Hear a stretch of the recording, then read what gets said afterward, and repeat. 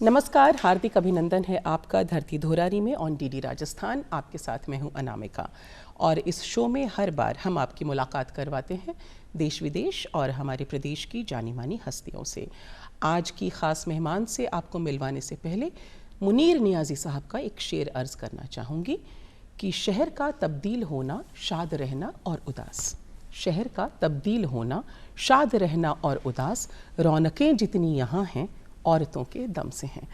तो मेरे ख्याल से ये शेर अपने आप में मुकम्मल है, संपूर्ण है, हम सभी की ज़िंदगी में महिलाओं की, स्त्रियों की अहमियत को जानने और समझने के लिए। Now back to the show. आज हम शो में आपको जिनसे मिलवाने वाले हैं वो हिंदी साहित्य जगत की जानी मानी और बेहद सशक्त महिला हस्ती हैं। हिंदी की लोकप्रिय कथाकार हैं, आज के ज़माने की कहानीकार हैं। इनके 9 कहानी संग्रह और 6 उपन्यास माफ़ कीजिएगा प्रकाशित हो चुके हैं और इनकी रचनाओं का अनुवाद रूसी भाषा में, डच भाषा में और अंग्रेज़ी भाषाओं में भी हुआ है। ख़ुद इन्होंने भी माया एंजेलो जैसी लोकप्रिय कथाकार की रचनाओं का अनुवाद किया है और कई प्रतिष्ठित सम्मानों से, पुरस्कारों से, फेलोशिप से नवाजी जा चुकी हैं हमारी आज की ख़ास मेहमान। अगर इनके कहानी संग्रह की बात करें तो कठपुतलियाँ, बौनी होती परछाई, रूमानी तो कुछ भी नहीं, कुछ भी तो रूमानी नहीं, शिगाफ और साथ ही केयर ऑफ स्वात घाटी, इन सब का नाम भी आपने सुन रखा होगा। एक इनकी ताज़ा तरीन रचना है जो बहुत जल्दी ही आप एक फिल्म सीरीज़ के तौर पर रुपहले पर्दे पर भी देखेंगे। तो समकालीन लेखकों, उभरते लेखकों के साथ साथ अच्छा पढ़ने लिखने वाली महिलाओं के लिए भी रोल मॉडल हैं हमारी आज की ख़ास मेहमान। आइए स्वागत करते हैं हिंदी साहित्य जगत की जानी मानी कहानीकार, रचनाकार, संपादिका, लेखिका, कवयित्री, मल्टी टैलेंटेड और बेहद आकर्षक छवि की, बेहद आकर्षक शख्सियत की धनी मनीषा कुलश्रेष्ठ जी का। मनीषा जी नमस्कार, हार्दिक हार्दिक अभिनंदन आपका। बहुत शुक्रिया। अनामिका, मुनीर नियाज़ी मुझे भी बहुत पसंद क्या है। बात है मैम, तो हमारा तो पहला ही गुण मिल गया ऐसा लग रहा है ना।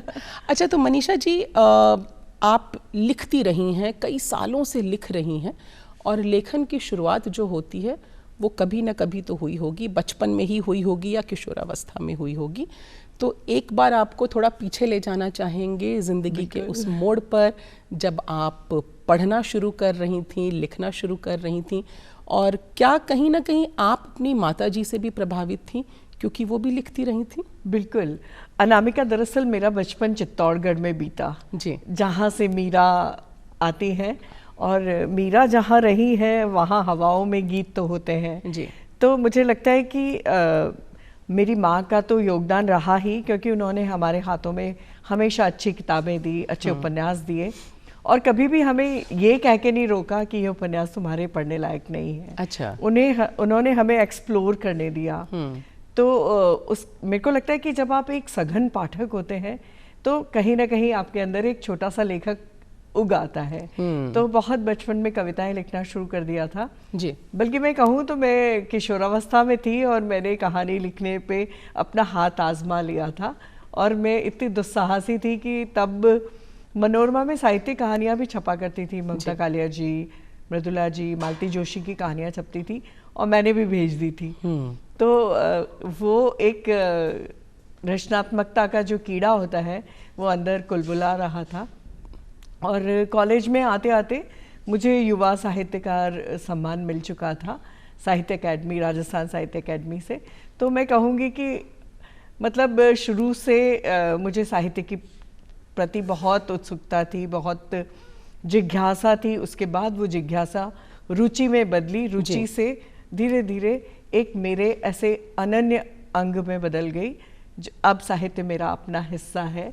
और मैं तुम्हें एक बात बताना चाहूँगी कि मैं तो विज्ञान की विद्यार्थी रही। जी बिल्कुल। मैंने साइंस में ग्रेजुएशन किया, लेकिन माँ से छुपा के एमए में आते आते मैंने हिंदी लिया और बॉटनी एमएससी छोड़ के आधे में ही मैंने हिंदी में एमए किया। तो ये ग्रेजुएशन साइंस में मतलब आपने क्यों किया? कोई पीयर प्रेशर था या सभी कर रहे थे या पेरेंट्स का दबाव था? दरअसल मेरे पेरेंट्स का भी दबाव था, कुछ मेरे अच्छे दोस्त जो बहुत इंटेलिजेंट थे वो सारे बच्चे साइंस में जाते थे, तो मेरे बेहतरीन दोस्त थे जिन्हें डॉक्टर इंजीनियर बनना था तो वो उधर जा रहे थे। तो दो तरह के प्रेशर थे, परिवार से और पीयर प्रेशर भी था।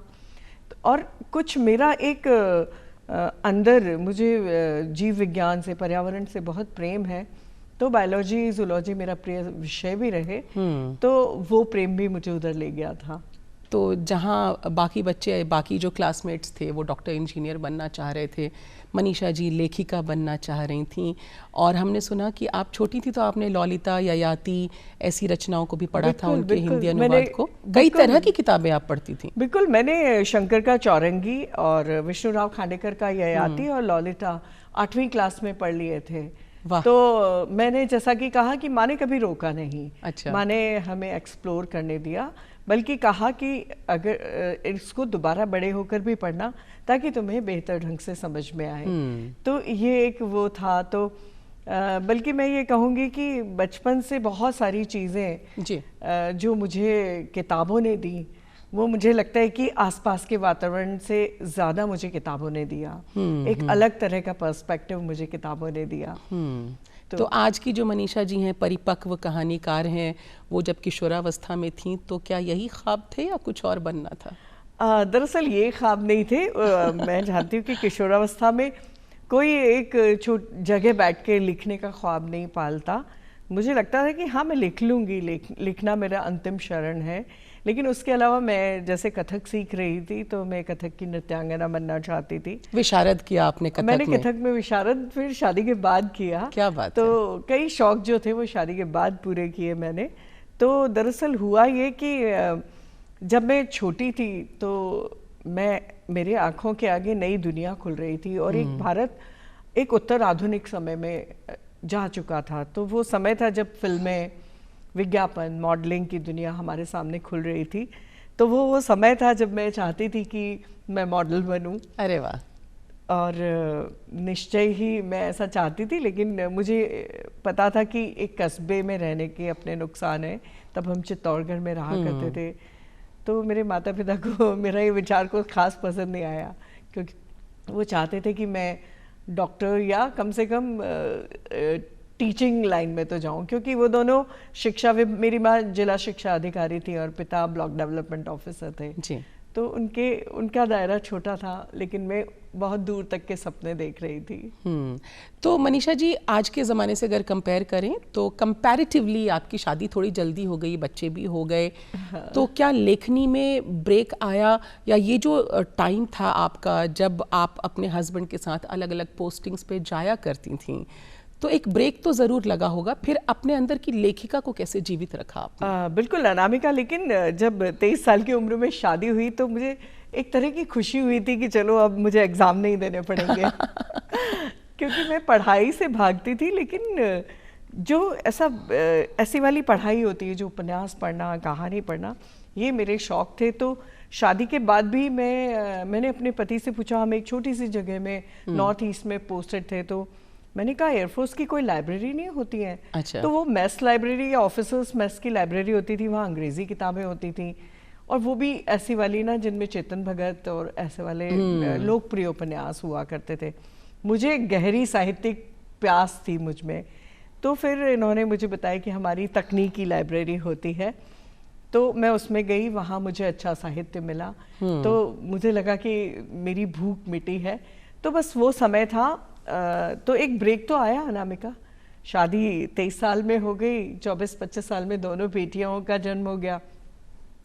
लेकिन जैसे ही वो स्कूल गई तो मैंने दोबारा से लिखना शुरू किया जी। और तब वो इंटरनेट नया नया आया था, तो मेरे पति ने कहा क्यों नहीं तुम अपना एक इंटरनेट की पत्रिका बनाती हो, क्योंकि अभी इंटरनेट नया है और हिंदी का जगत इससे वाकिफ नहीं है। तब हमने hindinews.com विश्व की पहली वेब पत्रिका का सूत्रपात किया था। क्या बात है। तो मुझे लगता है कि इसका सारा श्रेय मेरे पति अंशु को जाता है, जो वायुसेना अधिकारी हैं, लेकिन उन्होंने मुझे हमेशा सपोर्ट किया। तो क्योंकि आपके हस्बैंड इंडियन एयरफोर्स में रहे, और जैसा हमने पहले भी कहा कि आपकी पोस्टिंग्स होती रहीं अलग अलग जगहों पर। बिल्कुल। तो ये जो घूमना फिरना था अलग अलग जगह, यायावरी जो थी, मुझे लगता है वो एक बहुत बड़े एक्सपीरियंस के रूप में तब्दील हो गई और आपकी कहानी के किरदारों में वो ढलता चला गया सारा का सारा। बिल्कुल बिल्कुल अनामिका, मेरा उपन्यास शिगाफ है वो, अगर हम लोगों की अवंतीपुर पोस्टिंग नहीं रही होती तो मैं कश्मीर की समस्या को, उसके मल्टीपल एंगल्स को उस तरह से नहीं समझ पाती। तो वो तो है ही, और साथ में जो भाषा खुलती है, साथ में मैं जहाँ तक सोचती हूँ कि एक लेखक को लिखना नहीं दिखाना चाहिए, तो जितना आपने देखा होता है उतना आप पाठक को दिखा सकते हैं। तो मैंने इतने फ्लोरा फौना, इतने भौगोलिक विविधताएं देखी हैं, तो वो मेरे इन किताबों में आती है। मेरे उपन्यासों में नॉर्थ ईस्ट भी आता है, कश्मीर आता है, केरल आता है। जी बिल्कुल, हम यहाँ रिक्वेस्ट करेंगे हमारे कैमरा पर्सन से कि आपका जो ये उपन्यास है शिगाफ, जो हाईली पॉपुलर हुआ, लोगों ने इसको हाथों हाथ लिया, बहुत पढ़ा, बहुत पसंद किया, उसकी एक झलक हम यहाँ पर दिखा रहे हैं। और नॉर्थ ईस्ट की आदिवासी महिलाओं के संघर्ष पर आपने वन्या लिखी है, ये तो ताज़ा तरीन है। बिल्कुल, ये ताज़ा तरीन तो है। क्या है इसमें खास? वन्या में आदिवासी स्त्रियों का संघर्ष है। अगर हम नॉर्थ ईस्ट में जाएं तो वहाँ पर चाय बागान है जी। चाय बागानों को देखकर हमारे अंदर एक फिल्मी छवि आती है। बिल्कुल, कि चाय बागान की स्त्रियां सुंदर सी हैं, गुनगुनाती हुई अपने कंधों नाचते पे हुए हीरो नाचते हुए पत्तियां तोड़ रही हैं चाय की। लेकिन अगर जब मैं वहाँ गई और मैंने वहाँ असलियत देखी, हमारी पहली पोस्टिंग कुंभीग्राम थी जो चाय बागानों के लिए बहुत प्रसिद्ध जगह है जी। तो मैंने वहाँ देखा कि वो जो स्त्रियां हैं वो बहुत तरह से शोषित हैं, उनको पूरी पगार नहीं मिलती, और मैंने उनकी आंखों में झांक के देखा तो मुझे सुंदरता तो दूर एक सूनापन दिखाई दिया, क्योंकि उन आदिवासी स्त्रियों को बहुत पहले, उनकी कई पीढ़ियों पहले आदिवासी मध्य प्रदेश के और मध्य प्रदेश, छत्तीसगढ़ और अगर हम कहें तो झारखंड के इलाकों से ला कर के वहाँ पर ब्रिटिशर्स टाइम से ही उनको वहाँ पर लाके मजदूर बनाया गया। तो अपनी ज़मीन से कटकर वो जो आँखों में सूनापन होता है वो उन स्त्रियों की आँखों में था। उनके बच्चों की नर्सरीज ऐसी होती थी कि जिन्हें देख के लगता था कि ये कैसी स्थिति में छोटे बच्चे पल रहे हैं, और वो दिखाई देता कि ये बच्चे भी आगे जाके चाय बागान के मजदूर बनेंगे। तो जब मैंने वहाँ देखा इतने पेस्टिसाइड के बीच में वो बच्चे पल रहे हैं, तो मुझे लगा कि जो नॉर्थ ईस्ट का अपना संघर्ष है, अगर इसके अलावा भी देखें तो मणिपुर है, अरुणाचल है, शिलोंग, मेघालय के जो संघर्ष है आदिवासी अस्मिताओं के, वो सारी कहानियाँ इसमें आई हैं। क्या बात है। तो मनीषा जी, देखा जाए तो आपकी 2 कहानियाँ मैंने हाल में पढ़ी भी थी, कठपुतलियाँ, उसमें जो सुगना का किरदार है वो एक ग्रामीण परिवेश की लड़की है, और and on the other hand जब हम बौनी होती परछाई की बात करते हैं, उसकी जो नायिका है रोहिणी, वो एक अर्बन वुमन है, वो मॉडर्न वुमन है, अपने टर्म्स एंड कंडीशंस पे वो जीना पसंद करती है। आपकी तकरीबन हर कहानी में स्त्रियों का जो किरदार है वो अलग अलग तरीके से गढ़ा गया है। तो ये किरदार जब आप गढ़ रही होती हैं तो जहन में क्या चलता है, और जिन औरतों से आप मिलती हैं, आपके आसपास बहुत सी औरतें होंगी, उनको भी बारीकी से ऑब्जर्व करती हैं और किरदार फिर उसी समय जहन में डेवलप होने लगता है? बिल्कुल, पर अनामिका मैं ये कहूँ कि मैं किसी से मिलते ही तुरंत लिख लेती हूँ तो ये गलत होगा। दरअसल मुझे एक फोकल लेंथ चाहिए होती है किसी भी किरदार, किसी भी जगह के बारे में लिखने से पहले, कि कुछ समय का वक्फा चाहिए होता है कि मैं अंदर जज्ब कर पाऊँ। जी। तो जैसा कि तुमने कहा, आधुनिक स्त्रियाँ और ग्रामीण स्त्रियाँ दोनों ही मेरी कहानियों में और मेरे उपन्यासों के पात्रों की तरह आती हैं। जी, केंद्र में है आपकी। हाँ, केंद्र में आती हैं। तो दरअसल मैं अगर अपने बचपन की बात करूं तो जोधपुर मेरा जन्म हुआ, तो बिल्कुल रेगिस्तान से लेके नॉर्थ ईस्ट तक, और उसके अलावा इस बीच में आता है एयरफोर्स का एक बहुत ही एलीट तबका। बिल्कुल। तो ये मेरे जीवन की एक मतलब भाग्यशाली एस्पेक्ट कह सकते हैं कि मैं जड़ से लेके फुनगी तक जीवन को समझ सकी, क्योंकि मैंने ग्रामीण स्त्रियों को भी करीब से देखा और मैंने अर्बन एलीट औरतों की भी समस्याएं, उनकी मानसिकता, उनकी तमाम खुशियों के पीछे जो हल्की सी उदासी है उस सबको भी देखा है। जैसे कि केयर ऑफ स्वाद घाटी एक एलीट हाउसवाइफ की कहानी है कि कैसे उसके अंदर एक छटपटाहट है। तो मुझे लगता है कि मैंने दोनों तरह की स्त्रियों को देखा है। तो मैंने ये पाया कि आदिवासी और ग्रामीण स्त्रियां तो लड़ झगड़ के अपनी अस्मिता को पा लेती हैं, लेकिन अगर हम ऊंचे तबके में या मध्यम वर्ग से और थोड़ा ऊपर हम जाएं तो वहाँ पर बहुत सारी गरिमा के पीछे हम अपनी इच्छाओं को दबा लेते हैं। बिल्कुल। तो मैंने उन चीज़ों को भी, और दरअसल मेरे लेखन में मनोवैज्ञानिकता अधिक है, तो मैं मनोवैज्ञानिकता का और मनोवैज्ञानिक विश्लेषण का सहारा बहुत लेती हूँ। यानी वो जो औरतें हैं जो दोहरी जिंदगी जी रही हैं, प्रत्यक्ष में कुछ और दिखती हैं पर उनके अंदर भी एक अंतर्द्वंद्व सा चल रहा होता है। मनीषा जी, आप हमेशा वुमनिज्म की एडवोकेसी करती रही हैं, फेमिनिज्म नहीं, वुमनिज्म की आप बात करती रही हैं और औरतों को आपने देखा भी है। इस साल जो महिला दिवस है उसकी थीम है इंस्पायर इंक्लूजन, यानी कि एक ऐसी दुनिया की कल्पना, एक ऐसी दुनिया बनानी है जिसमें हर किसी को बराबरी का हक मिले, सम्मान मिले, स्पेशली महिलाओं की जब बात होती है। तो इस वुमनिज्म को किस तरह आप रिलेट कर पाती हैं? और आप खुद एक अर्बन मॉडर्न वुमन हैं, बहुत संजीदा किस्म की आप लेखिका हैं, तो जब मैं आपके चश्मे से उसे देखने की कोशिश करूं तो वो क्या होगा? दरअसल मैं इस मामले में एलिस वॉकर की बहुत बड़ी फ़ैन हूँ। जब एलिस वॉकर कहती हैं कि फेमिनिज्म जब पाश्चात्य संदर्भों से अफ्रीका तक जाता है जी, या लैटिन अमेरिका तक जाता है, भारत तक आता है, तो उसको हूबहू हम नहीं अपना सकते। अब अगर मैं भारत के संदर्भ में देखूं तो वहाँ फ्रांस में ये कहा जाता था कि भाई श्रृंगार आप पुरुषों के लिए करते हैं, लेकिन भारतीय स्त्री श्रृंगार पुरुषों के लिए नहीं करती है, या उसकी उत्सव प्रियता, नृत्य, उसका गान पुरुषों के लिए नहीं है, वो उसकी खुद की खुशी के लिए। यही एलिस वॉकर कहती थी कि अफ्रीकी औरत है जो, या लातिन अमेरिकी औरत है, तो वो एकदम अलग तरह से सोचती है। उसकी मांसलता और उसका नाचना, उसका श्रृंगार करना वो अलग तरह से। तो मुझे लगता है कि हमें अपने परिवेश के हिसाब से, अपने परिवेश की जड़ों से भी अपना वुमनिज्म ढूंढना होगा और कहीं ना कहीं अपने संदर्भों में उसे बदलना भी होगा। हम हूबहू किसी भी चीज़ को आयातित नहीं कर सकते। तो और एक बात जो तुमने कही कि आप एक अर्बन और संजीदा स्त्री हैं, तो मेरे अंदर कहीं ना कहीं एक ग्रामीण स्त्री भी रहती है, और जिसे मैं बहुत प्यार से अंदर रखती हूँ, और मैं उससे बहुत, उस वाइल्ड और ग्रामीण और एक आदिवासी जो ट्रेसेस हैं मेरे, मैं उनसे बहुत प्यार करती हूँ। और मुझे लगता है कि वो सब कॉम्बिनेशन मिलके वो समूचे कथाकार मनीषा कुलश्रेष्ठ को गढ़ते हैं।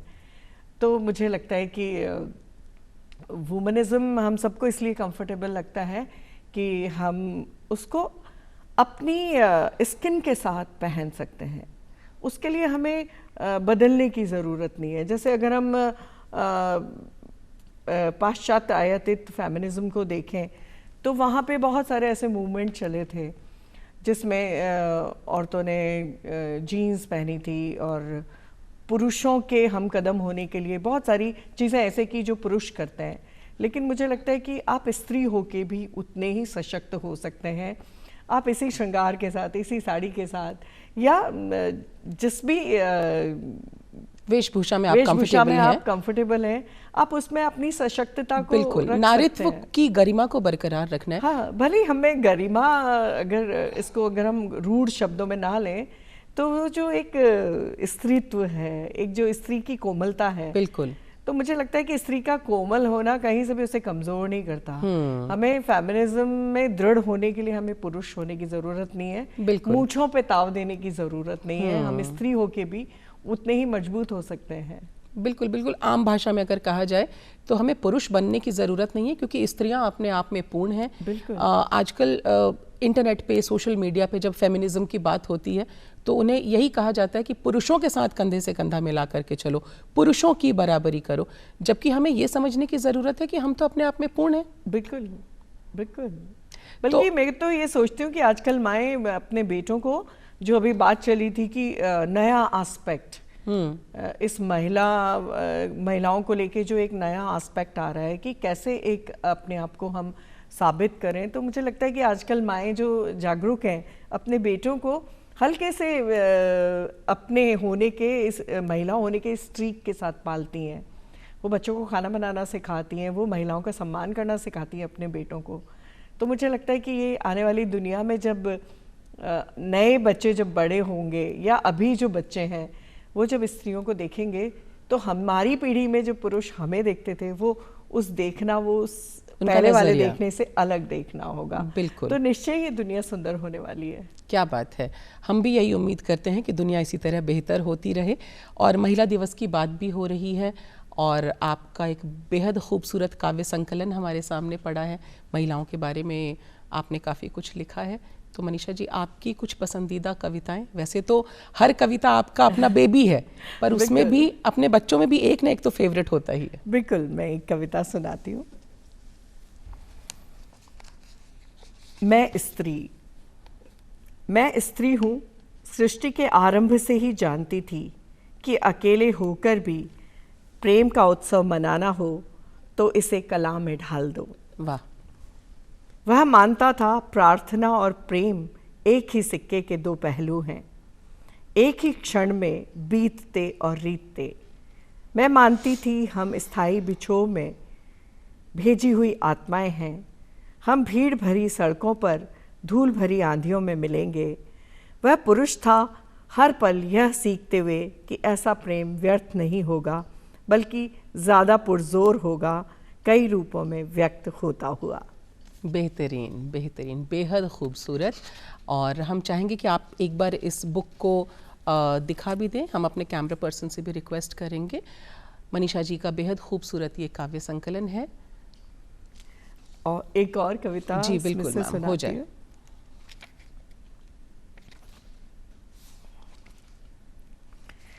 ये काली पर है, माँ काली जी पर।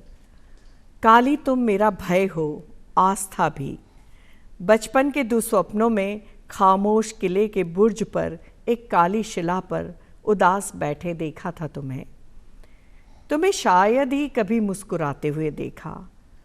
तुम करती रही रखवाली मेरी नींद की, तब तक कि जब तक मैं रजस्वला हुई। उसके बाद मेरे भीतर जागी थी तुम, उस पहले पल में जब देह पर पड़ी थी पहली बुरी नज़र।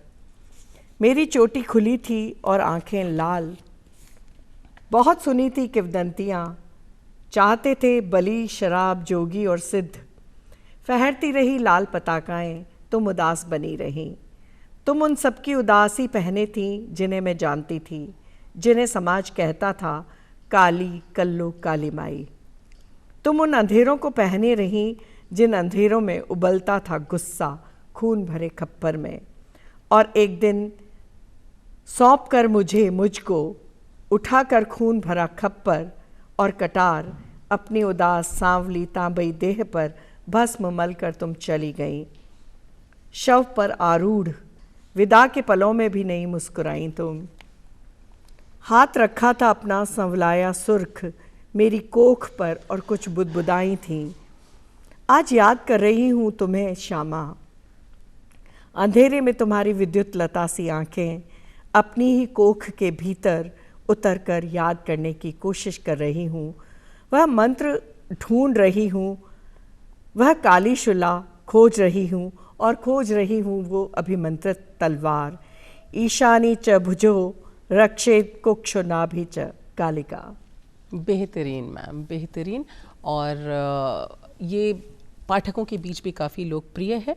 जिन लोगों ने अभी अभी अपना टीवी सेट ऑन किया है उन्हें बता देते हैं कि आप देख रहे हैं धरती धोरारी, और आज के इस शो में हमारी ख़ास मेहमान हैं मनीषा कुलश्रेष्ठ जी। आप हिंदी साहित्य जगत की जानी मानी कहानीकार हैं, आज के ज़माने की बेहद लोकप्रिय कथाकार हैं, लेखिका हैं, संपादिका हैं, कवयित्री हैं, रचनाकार हैं और कई भाषाओं में इनकी रचनाओं का अनुवाद भी हो चुका है। तो मनीषा जी, आपने अपनी ज़िंदगी के बारे में जब बताया कि आपकी लेखनी पर भी एक ब्रेक लगा था बीच में, पर्सनल लाइफ में जो भी चीज़ें होती हैं उसकी वजह से, वर्किंग वुमेन के और होम मेकर्स के स्ट्रगल को आप भली भांति समझती हैं। तो एक जो इमोशनल स्ट्रगल होता है, एक फ़िज़िकल स्ट्रगल भी होता है महिलाओं की ज़िंदगी में। अगर वो होम मेकर हैं तो उनके मन में एक उथल पुथल होती है कि मैं बाहर नहीं जा पा रही, मैं कुछ काम नहीं कर पा रही। वर्किंग वुमन है तो उसे लगता है मैं अपने बच्चे को टाइम नहीं दे पा रही, वो गिल्ट उसे हर वक्त सालता रहता है। तो इस स्ट्रगल को किस तरह से आप देखती हैं, और जब आपकी ज़िंदगी में इस तरह का स्ट्रगल आया तो मनीषा जी ने कैसे पार पाया इन सब से? बिल्कुल अनामिका, ये मेरे ज़िंदगी के ना दो विरोधाभासी पहलू हैं। अगर मैं बात करूं अपनी माँ की, तो उन्होंने जीवन भर डेली अप एंड डाउन किया, बसों में यात्राएं की, टूर्स किए, जीप में बैठ के, जब वो जिला शिक्षा अधिकारी बन गई। और अक्सर ये होता था कि मैं यूनिफॉर्म पहन के अक्सर अकेले ही खुद ही तैयार होके स्कूल जाती थी, और या मेरे दो भाई बहन थे। तो अक्सर ये होता था कि मेरा पहली शिफ्ट होती थी और मैं घर आके ताला खोलती थी, और मुझे बहुत कोफ्त होती थी कि क्योंकि मुझे घर आके ताला खोलना है, अपने आप टिफ़िन रख कर माँ के डाइनिंग टेबल पे रखे हुए खाने को खाना है। और कई बार ये होता था कि माँ टूर पे गई हैं तो 2 दिन नहीं आ रही हैं, या मम्मी का कोई ट्रेनिंग पीरियड चल रहा है तो 1 महीने के लिए मम्मी बाहर हैं। तो वो मैंने देखा, तो तब मुझे लगता था कि क्या मैं ना बड़े होके वर्किंग वुमन नहीं बनूंगी। और मैं माँ की पीड़ा को भी देखती थी, मैं माँ की परेशानियों को भी देखती थी, और मैं उन सब स्त्रियों की परेशानियों को देखती थी। मेरी कहानी भी है मास्टरनी जी, जो स्त्रियां माँ के पास आती थी अपनी ट्रांसफ़र कराने, कितनी दूर से चल चल के आती थी, पूरे दिन मम्मी के ऑफिस के प्रेमाइसेस में रहती थी। तो मैं उनकी परेशानियों को भी देखती थी, और मैंने सोचा था कि मैं वर्किंग वुमन नहीं बनूंगी।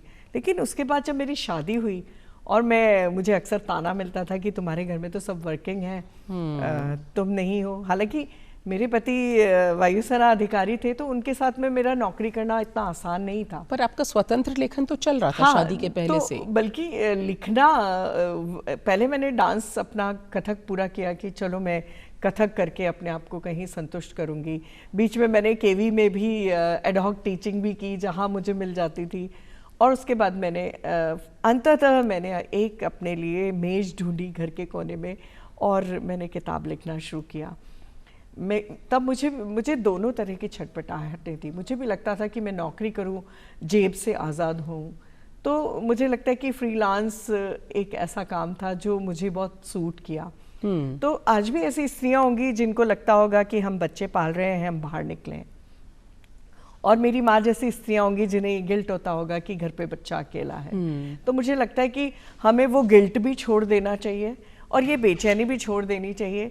कहीं ना कहीं फ्रीलांसिंग का रास्ता निकालना चाहिए। और अगर आप वर्किंग हैं तो बच्चों को मुझे लगता है कि आजकल बहुत अच्छी सुविधाएं हैं, बच्चे पहले से ज्यादा परिपक्व भी हैं, मैं देखती समझदार हैं बच्चे। वुमेन जो हैं, कामकाजी औरतें, उनके बच्चे ज्यादा समझदार हैं, बिल्कुल, बल्कि इमोशनली ज्यादा इंडिपेंडेंट हैं। तो मुझे लगता है कि जब बात अनुवांशिकी पे आती है, तो जैसे जैसे स्ट्रगल समाज में होता है कामकाजी स्त्री का, तो वो बच्चों के जीनोटाइप में भी आ जाता है, बच्चे और स्ट्रॉन्गर होते जा रहे हैं।